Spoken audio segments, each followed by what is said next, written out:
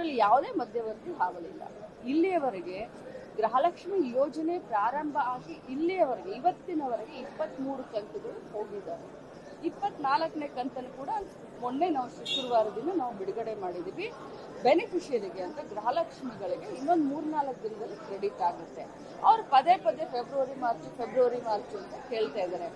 ನಾನು ಅವ್ರಿಗೆ ಹೇಳಿದೆ, ಇಲ್ಲಿವರೆಗೆ 23 ಕಂತು ಕೊಟ್ಟಿದ್ದೀವಿ, 46,000 ಕೊಟ್ಟಿದ್ದೀವಿ.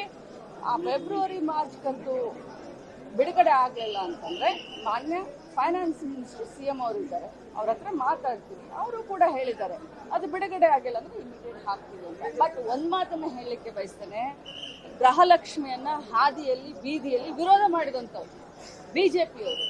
ಅವ್ರಿಗೇನಾದ್ರೂ ಬದ್ಧತೆ ಇದೆಯಾ?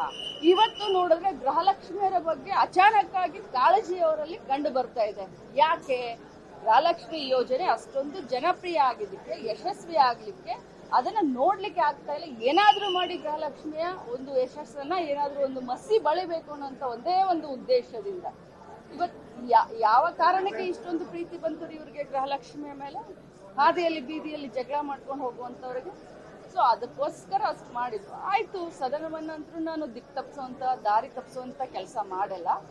ಆ ರೀತಿ ತಾವೇನಾದ್ರೂ ತಮ್ಮ ಭಾವನೆಗೆ ಇದಾಗಿದ್ರೆ ನಾನು ವಿಷಾದ ವ್ಯಕ್ತಪಡಿಸ್ತೀನಿ ಅಂತ ಹೇಳಿದ್ದೀನಿ. ನಾನು ಏನು ಉತ್ತರ ಹೇಳಬೇಕಾಗಿತ್ತು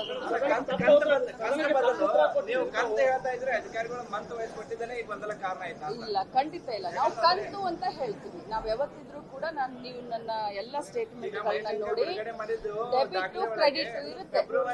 ಒಂದ್ ಮಾತು ಹೇಳ್ತೀನಿ ಕೇಳಿ, ತಾವು ಪ್ಲೀಸ್ ದಯಮಾಡಿ ಕನ್ಫ್ಯೂಸ್ ಮಾಡ್ಕೊಳಕ್ ಹೋಗ್ಬೇಡಿ. ಅವ್ರು ಯಾವ ರೀತಿ ಕನ್ಫ್ಯೂಸ್ ಮಾಡಿದ್ರೆ ತಾವು ಆ ರೀತಿ ಮಾಡ್ಕೊಳಕ್ ಹೋಗ್ಬೇಡಿ. 52,000 ಕೋಟಿ ರೂಪಾಯಿಯನ್ನ ಹಾಕಿದೀವಿ.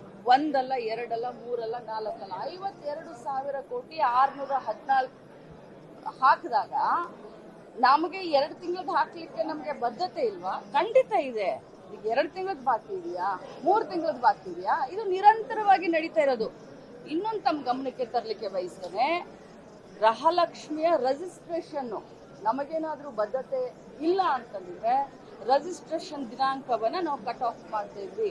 ಪ್ರತಿ ತಿಂಗಳು ತಮ್ಮ ಗಮನಕ್ಕೆ ತರಲಿಕ್ಕೆ ಬಯಸ್ತೇನೆ, 15,000 ಪ್ರತಿ ತಿಂಗಳು ಆಡ್ ಆಗ್ತಾ ಇದ್ದಾರೆ. ನಾವು ಕಟ್ ಆಫ್ ಡೇಟ್ ಕೊಟ್ಟಿಲ್ಲ. ನಮ್ಗೆ ಸರ್ಕಾರಕ್ಕೆ ಹೊರೆ ಅಂತ ಆಗಿದ್ರೆ, ದುಡ್ಡಿಲ್ಲ ಅಂತ ಆಗಿದ್ರೆ, ಇವ್ರು ಹೇಳಿರೋ ಪ್ರಕಾರ ನಾವು 15,000 ಯಾಕೆ ನಾವು ಬರ್ಡನ್ ಮಾಡ್ತಾ ಇದ್ವಿ? ಒಂದು ತಿಂಗಳಿಗೆ 15,000 ಜನ ಹೆಚ್ಚಾದ್ರೆ ಎಷ್ಟು ದುಡ್ಡು ಕೊಡ್ಬೇಕು ನಾವು? ತಮಗೇನಾದ್ರೂ 2,000 ರೂಪಾಯಿ ಒಬ್ಬರಿಗೆ ಅಂತಂದ್ರೆ ಎಷ್ಟು ದುಡ್ಡು ಆಯ್ತು? ತಾವು ಅರ್ಥ ಮಾಡ್ಕೊಳ್ಳಿ. ಇದ್ರಲ್ಲಿ ಏನು ಮುಚ್ಚು ಮರೆ ಏನು ಇಲ್ಲ. ಆರೋಪ ಅಲ್ಲ ರೀ, ಅವರು ಗೃಹಲಕ್ಷ್ಮಿಯನ್ನ ವಿರೋಧ ಮಾಡಿದಂತವ್ರು. ಅವ್ರಿಗೆ ಬದ್ಧತೆ ಇಲ್ಲ, ಅವ್ರು ಕೇಳೋದೂ ಅಲ್ಲ. ಕೇಳಿದಾರ, ನಮ್ಗೆ ಬದ್ಧತೆ ಇದೆ, ನಾವು ಕಮಿಟ್ಮೆಂಟ್ ಇದೆ, ನಾವೇನ್ ಇಲೆಕ್ಷನ್ಕಿಂತ ಮುಂಚೆ ಹೇಳಿದ್ವಿ ಅದನ್ನ ಮಾಡಿದ್ವಿ. ಫೆಬ್ರವರಿ ಮಾರ್ಚ್ ಹಾಕಲ್ವಾ? ಮುಖ್ಯಮಂತ್ರಿಗಳ ಹತ್ರ ಮಾತಾಡ್ತೀನಿ, ಆದಷ್ಟು ಬೇಗ ಹಾಕಿಸ್ತೀನಿ.